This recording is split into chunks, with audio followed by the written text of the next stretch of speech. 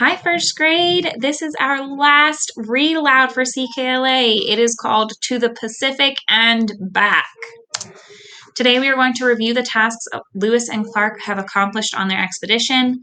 We are going to describe the end of Lewis and Clark's expedition. We are going to demonstrate an understanding of the word contentment. We are going to summarize Lewis and Clark's expedition, and then you are going to write a short paragraph summarizing their trip. Our key vocabulary today, we have canyons, communities, contentment, and current. Okay, canyons. Canyons are steep, rocky valleys. Of all the canyons in North America, the Grand Canyon was her favorite. Communities. Communities are groups of people living in the same place. The city was made up of many small communities. Contentment. Contentment is the feeling of being happy and satisfied. The cat stretched in contentment after its long nap. Current. Current is the strong flow of water. The current pulled the logs swiftly down the river. Alrighty. Find the Atlantic Ocean. Right here. Find the Appalachian Mountains. Right here. Find the Mississippi River. Right here. Find the Rocky Mountains. Right here. The Louisiana Purchase. In between the Rocky Mountains and the Mississippi River, so right here. What about the Missouri River? Cuts through the Louisiana Purchase from the from the Mississippi River to the Rocky Mountains. And then what about the Pacific Ocean? Right here. Where do you think Lewis and Clark will be on the map after today's read aloud? Where do you think they'll be? Let's see if you're correct, okay? What tasks have they accomplished so far? Becoming friends with the Native Americans and collecting plants and animals along the way, okay? How do you think Lewis and Clark's expedition will end? Let's see if your predictions are correct. Remember our key vocabulary? We have canyons, communities, contentment, and current. Today's read aloud, you're going to hear about the last portion or part of Lewis and Clark's expedition. I want you to listen carefully to find out whether or not Lewis and Clark made it to the ocean and if everybody made it back home. The closer Meriwether Lewis, William Clark, Sacagawea, and their friends came to the Pacific, the more Native American people they met. This land was home to many Native Americans who had lived there and settled communities for a long, long time. With the help of the Shoshones and the Nez Perce, the Corps of Discovery crossed the Rocky Mountains, which stood between them and the Pacific Ocean. A new, powerful river began in these mountains. The captains hoped to ride it downhill to the ocean, but Nez Perce warned, in some places the river rushes through narrow rock canyons, moving so quickly and powerfully that it is difficult to control a boat there. You could be hurt if your boat hits the canyon walls or the sharp rocks sticking out of the water. William Clark and the group's best canoeists climbed the rocks to look down at this part of the river. They heard the roar of the water charging through the narrow canyon even before they saw it. Walking atop the rock rim high above, Clark asked the canoeist, "What do you think?" "Captain," the canoeist said, "I expect to play my violin at our next campsite downriver after we all get through this canyon safely."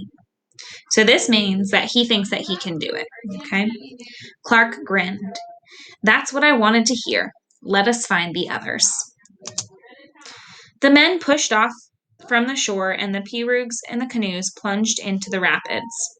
The mighty current pushed and pulled the boats, but working together, the men steered around rocks and away from the canyon walls, keeping their balance whenever the river threatened to tip over the boats.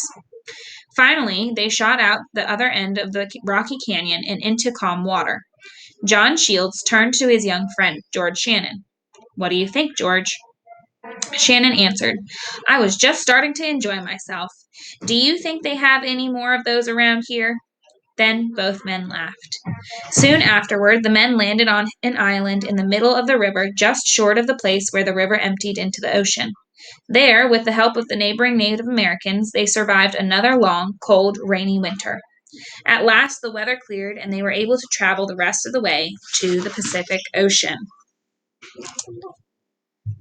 There before them was the sight they had dreamed of seeing, the Pacific Ocean. Some of the men cheered, others stood in silent contentment. Sacagawea was amazed. She had never seen an ocean, or even a picture of one. Clark heard that a whale had washed up on a nearby beach, and he took Sacagawea to see it. She told him, "I have traveled a long way with you to see the great waters, and now I have seen this monstrous whale as well. I am so happy to see the ocean." Then she walked along the sand, happily letting the waves wash over her feet. On March 23rd, 1806, nearly 2 years after first leaving St. Louis, the Corps of Discovery turned to head home. For they had mapped a great deal of the Louisiana Territory and beyond, from the Mississippi River to the Pacific Ocean. This means that they were able to draw maps of the areas across which they had traveled. They now knew how to get to the Pacific. They could take the Missouri River to the Rockies, cross the Rockies on foot, and then take other rivers to the Pacific Ocean. They had made friends with many Native Americans. They found out that no single river ran all the way from the Mississippi to the Pacific. They had learned about many animals, birds, fish, and insects.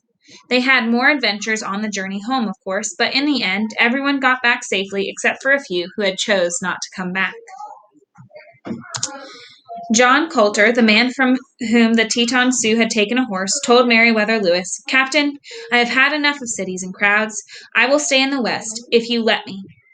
So Coulter went to live among the Mandan people, promising, "I'll be here when you come back," and more than one of his friends did go back to later visit him.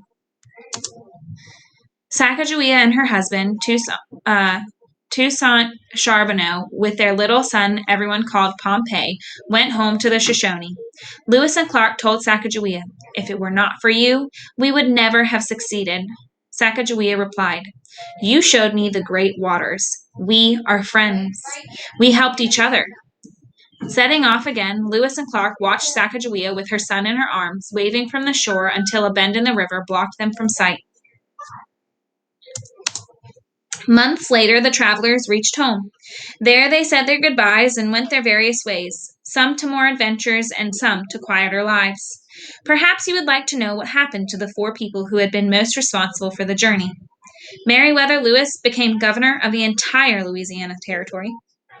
William Clark became governor of Missouri, then spent much of the rest of his life working with Native Americans on behalf of the government's newly created Bureau of Indian Affairs. Thomas Jefferson continued as president until 1809.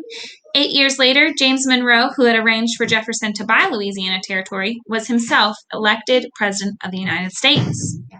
So Jefferson was the president who bought the Louisiana Territory and hired Lewis and Clark to explore it. James Monroe was Jefferson's friend who traveled to France to buy New Orleans and the Louisiana Territory, and he later became a president. Okay, so were your predictions correct today? All right. Did Lewis and Clark reach the Pacific Ocean? Yes. Did everyone in the Read Aloud make it back home? Yes. Everyone who wanted to go back home, they went back home. But there were some people who stayed behind because they didn't want to live in the city anymore. They decided that they would like to live in the wilderness or with the Native Americans. Okay. Why did Jefferson send Lewis and Clark to explore the Louisiana Territory? In the very beginning, why did he send them to do that? What was the point? Nobody had ever explored it before, and he wanted to know what the new territory that they just bought for the United States, they wanted to know what it was like. Okay? Do you remember what the 3 tasks were? Collect plants and animals in the Louisiana Territory, become friends with the Native Americans, and find an all-water route to the Pacific Ocean. Were they able to accomplish all 3 of those tasks? No. Which task did they not accomplish? They couldn't find an all-water route to the Pacific Ocean. Why not?